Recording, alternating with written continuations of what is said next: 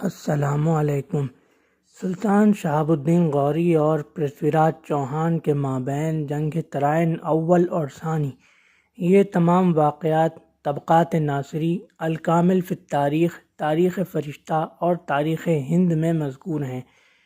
سن 1191 میں ترائن یا تروڑی کے مقام پر سلطان شہاب الدین غوری سلطان غزنی اور پرتھوی راج چوہان شاہ دہلی یا شاہ راجستھان کے مابین ایک خونریز جنگ ہوئی جسے جنگ ترائن کہا جاتا ہے، جنگ ترائن اول۔ اس جنگ میں کہا جاتا ہے کہ سلطان شہاب الدین غوری بہت شدید زخمی ہوئے اور انہیں بڑی سخت شکست ہوئی اور بڑی مشکل سے وہ غزنی پہنچنے میں کامیاب ہوئے۔ اس بات کا اثر آپ نے اتنا گہرا لیا کہ 1 سال تک آپ نے صرف جنگی تیاری کے لیے خود کو وقف رکھا، تمام تعیشات ترک کر دیے،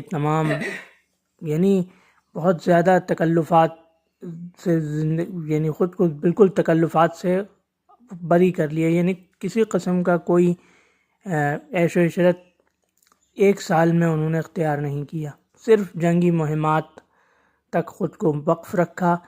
اس 1 سال کی کڑی تیاری کے بعد اسی مقام تراوڑی یا ترائن میں آپ نے دوسرا حملہ کیا 1192 میں۔ اس بار پہلے حملے کی نسبت ایک بات مختلف تھی، اس بار پرتھوی راج چوہان اکیلا تھا، اس بار اس کے ساتھ کوئی اور راجا نہیں تھا۔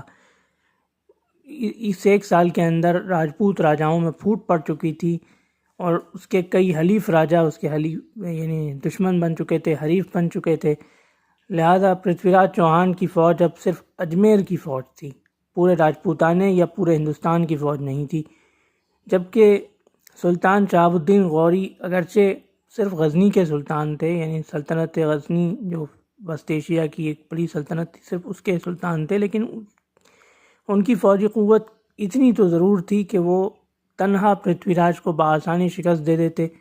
چنانچہ اس دوسری جنگ میں پرتھوی راج چوہان بڑی بری طریقے سے مغلوب ہوا، اس کو بہت عبرتناک شکست ہوئی، حتیٰ کہ وہ گرفتار بھی ہوا۔ اور ایک روایت یہ بھی ملتی ہے کہ اسی گرفتاری کے عالم میں جب وہ سلطان پر حملہ آور ہونا چاہتا تھا تو وہ قتل ہو گیا، جس بات پر اس کی بیوی نے خود کو ختم کر لیا، خودکشی کر لی۔ تو یہ تھا سلطان شہاب الدین غوری اور پرتھوی راج چوہان کے مابین جنگ ترائن اول اور جنگ ترائن دوم کا مکمل واقعہ۔ انشاءاللہ اگلی ویڈیو میں ایسے ہی ایک اسلامی واقعے، ایسے ہی کسی نامور مسلم سلطان یا بادشاہ کے واقعے کے ساتھ حاضر خدمت ہوتا ہوں۔ اللہ حافظ۔